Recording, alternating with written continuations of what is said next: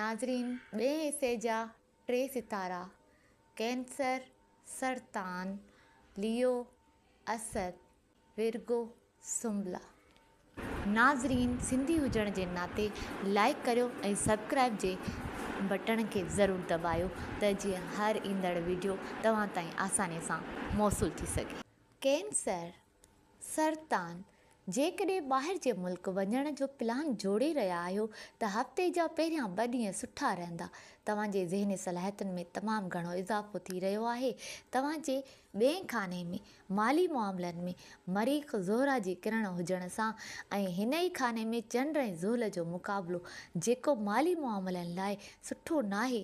माली मामलनि में केतिरनि ई सालनि खां गिरफ़्तार आहियो, वरी अहिड़ा प्लानट अची रहिया आहिनि त तव्हांखे पंहिंजे माली हवाले सां कैरियर ते ध्यानु करिणो पवंदो त हिन साल ऐं अॻे साल तव्हां महसूसु कंदा त पैसो हथनि मां निकिरी रहियो आहे। ख़र्चनि जे वधण जा कुझ आहिनि। ख़र्चनि ते नज़र रखो, मूड में अची वधीक ख़र्चा करे वेंदा। हफ़्ते जे आख़िर में अदवा जी मामलनि में उलझन ईंदी, टेंशन नज़र अची रही आहे, थोरो एहतियात खां कमु वठंदा। लियो, असद, हफ़्ते जे स्टार्ट में मरीख़ ज़ोहरा जो किरण लॻण सां तव्हांखे को अट्रैक्ट कंदे नज़र ईंदो ऐं हफ़्ते जा पहिरियां 2 ॾींहं तमामु घणी कशिश आहे ऐं तव्हां महसूसु पिणु कंदा त रुमानी हवाले सां मूड तमामु घणो सुठो नज़र ईंदो ऐं तव्हां ख़ुशि रहंदे नज़र ईंदा ऐं रुमानी मामले जे हवाले सां हिन ई हफ़्ते में हिन जे घर में चंड जो मुक़ाबिलो ज़ोल सां थींदो। हिन जे गुज़रण सां थोरो एहतियात करियो। का परेशानी रुमानी मामलनि में अची वेंदी ऐं को फ़िक्र अची रहियो आहे।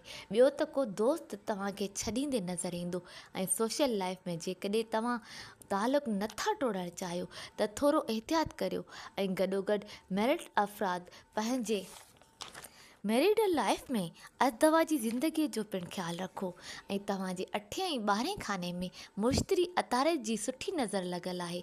जेकॾहिं कंहिंखे पैसा ॾिनल आहिनि त उहे वापसि मिलंदे नज़र ईंदा। कंहिं कम में कोशिशि कंदा त का रुकावट नज़र न अची रही आहे।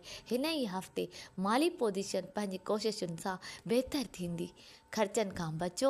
तव्हांजे 12 खाने में प्लूटो ऐं सिज जो मुक़ाबिलो थी रहियो आहे, जंहिं करे सिहत ते पिणु तवजो ॾियो। सिहत ख़राबु थियण जा कुझु आहिनि ऐं ॿियो त बदख़्वा दुश्मन पोयां पइजी विया आहिनि ऐं वेझो रही को नुक़सानु पहुचाईंदा।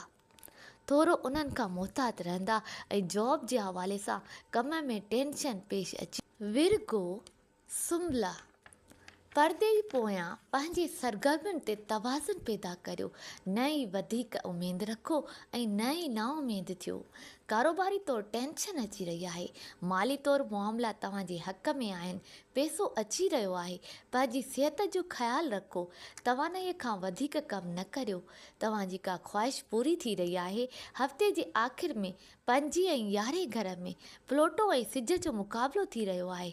रोमांस खां मुहतात रहो न त गड़बड़ पेश अची सघे थी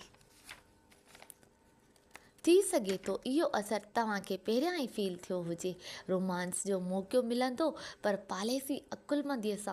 पॉलिसीअ सां फ़ाइदो वठो न त टेंशन पैदा थी सघे थी।